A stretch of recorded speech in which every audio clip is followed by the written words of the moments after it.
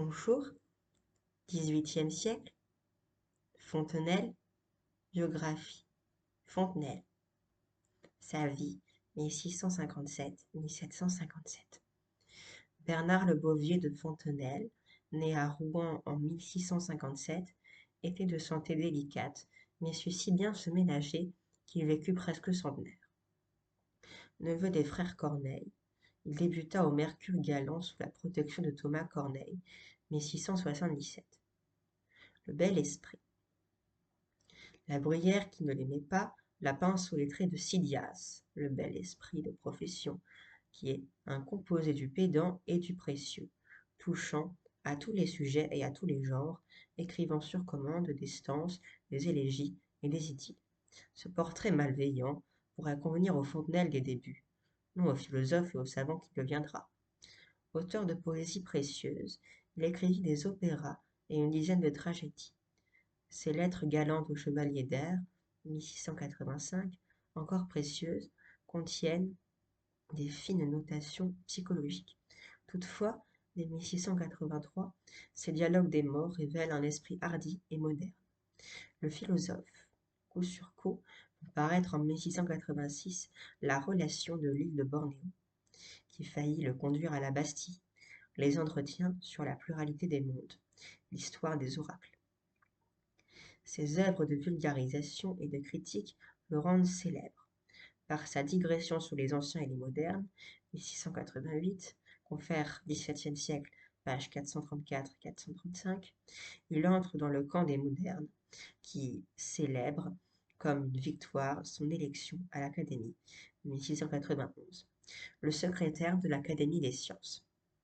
Secrétaire perpétuel de l'Académie des sciences, 1697, il se consacre aux questions scientifiques, histoire et mémoire de l'Académie, éloge de savants, Bernoulli, Tournefort, Cassini, Leibniz, Newton, où il expose clairement les progrès de son siècle.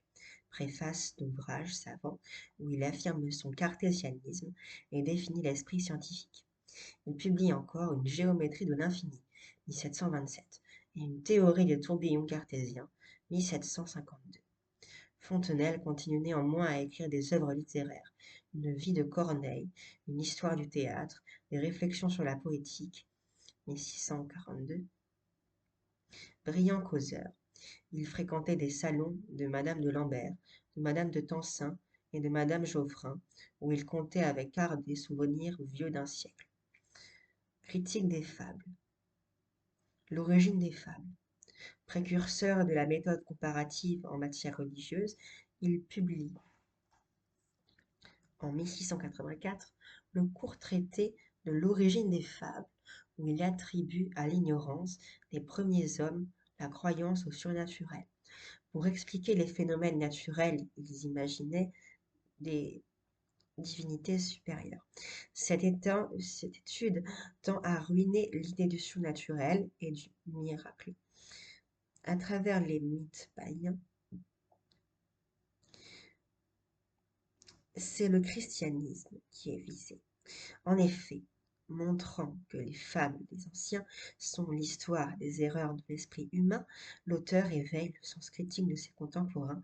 Tous les hommes se ressemblent si fort qu'il n'y en a point de peuple dont les sottises ne doivent nous faire trembler. L'histoire des oracles, 1686, discrédite à propos d'un cas particulier, merveilleux surnaturel. Fontenelle y reprend, mais en l'adaptant et en lui donnant le charme de son esprit. Un lourd traité en latin du hollandais Van Dale. Les premiers chrétiens ont cru que les oracles païens étaient l'œuvre des démons, que certains d'entre eux annonçaient la venue du Christ, et que les oracles ont cessé après sa venue, preuve supplémentaire en faveur du christianisme. Fontenelle explique d'abord que les chrétiens, croyant aux démons, leur ont tout naturellement attribué les oracles, pour s'éviter la peine de constater le miracle même par une longue suite de recherches et de raisonnements. Mais cette paresse était fautive, car la première précaution raisonnable est de s'assurer des faits avant d'en chercher les causes. Confère la dent d'or.